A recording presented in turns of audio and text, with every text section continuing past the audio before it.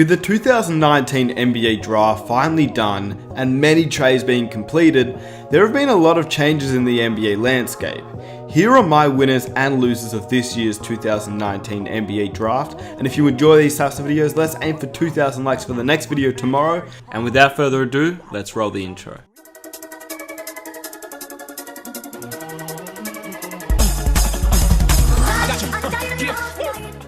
My winners. Number 1, the Atlanta Hawks. They made a trade with the New Orleans Pelicans to get the 4th overall pick in exchange for the number 8 overall pick, the number 17th overall pick, and the number 35 overall pick.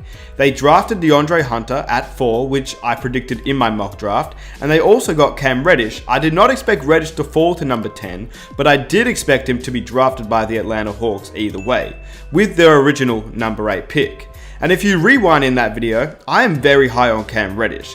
Atlanta gets a rookie with one of the highest floors of anyone in this year's draft in DeAndre Hunter, as he has the potential to be a great player in the league on both offense, but especially on the defensive end. And that's what the Hawks really needed, as they have Trae Young, Kevin Huerter, and John Collins, who are all great offensive players, especially Trae Young and Huerter.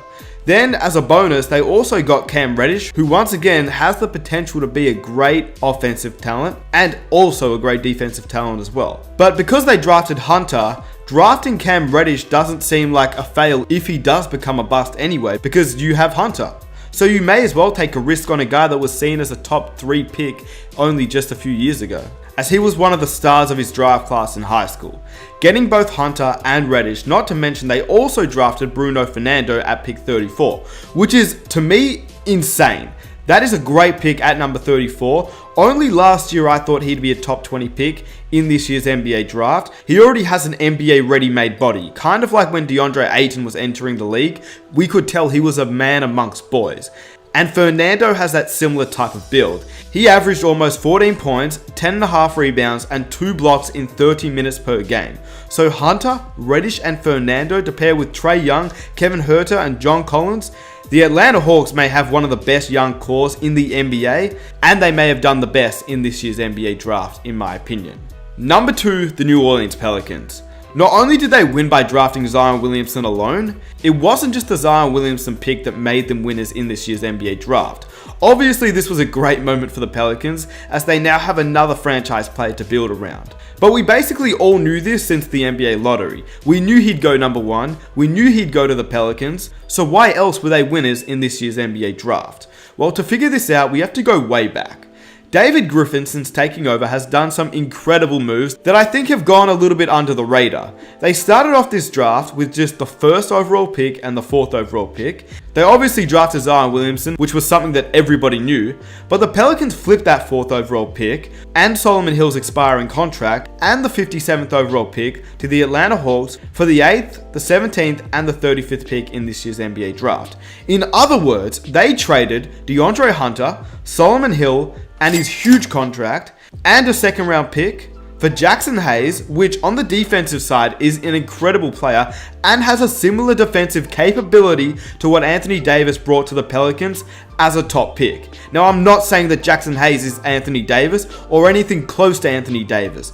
All I'm saying is, on the defensive end, when you watch him, he has the athletic ability and just defensively is a really talented player. Not to mention, the Pelicans were in need of a center, and they drafted arguably the best center in this year's NBA draft and a guy with a lot of potential.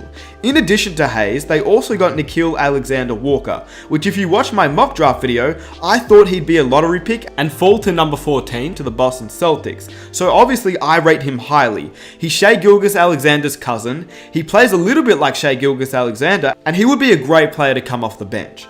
Considering they got rid of the contract of Solomon Hill, that leaves the New Orleans Pelicans with $30 million in cap space, which is enough to sign a free agent at good money.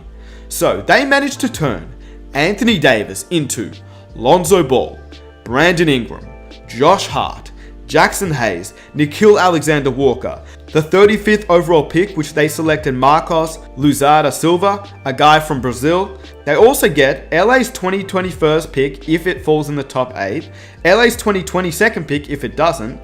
They have a chance to swap with the LA Lakers in 2023, and they also get LA's pick in 2024 or 2025. In addition, they managed to get rid of Solomon Hill's huge contract. Then to top it all off, just throw in Zion Williamson, who was not a part of the Anthony Davis trade, but helped show what the Pelicans have acquired, which is just insane. The Pelicans are now set up for both the short term and the long term. And it's just remarkable how things have changed for the New Orleans Pelicans in just the span of a few months. Regardless of what you think of the rest of the moves that they made, Zion's arrival simply means that this night was a massive night for them, and they are winners anyway. Number 3, the Denver Nuggets. The Miami Heat drafted Bol Bol at pick 44 and then traded him to the Nuggets. As a Heat fan, this absolutely killed me, because if this pays off, they have the 2 potential top 5 picks that fell in Michael Porter Jr. and now Bol Bol. Bol Bol is obviously a guy that has many injuries, and there are many concerns about how he'll fare in the NBA, along with his injury and his motivation. But you cannot deny his talent on the court. Despite suffering an injury early on in his college career, he definitely showed what he could be and put up some incredible ability on full display while dunking, shooting, defending, and showed a lot of potential as a whole. Bol Bol reportedly slipped as teams just had concerns about his medicals. The 5-star recruit missed the end of the 2018-19 season with an injury, but the thing is, despite his injury, Denver has a history of drafting players, having them have a red shirt in their first year, just as they did with Michael Porter Jr., and now he's going to come back to the league healthy, and before he was injured, had the potential to be a top 3 pick in last year's NBA draft. They're just going to try and reproduce that with Bol Bol. And to me, if this works out, this could be a huge win for the Denver Nuggets, and I guess we all just have to wait and find out. Ultimately, the Nuggets entered this night without a draft pick, and they left with a prospect that many considered a top 10 pick only a year ago. Bol Bol was a green room invite who fell all the way into the middle of the second round, where the Nuggets traded for him at 44. How, Sway? Number 4, the Cleveland Cavaliers. Sometimes with a team like the Cleveland Cavaliers, it's best to draft the best player available rather than a guy who's best fit for the team when he may not be that franchise player that you're looking for. And that is why they went for Garland.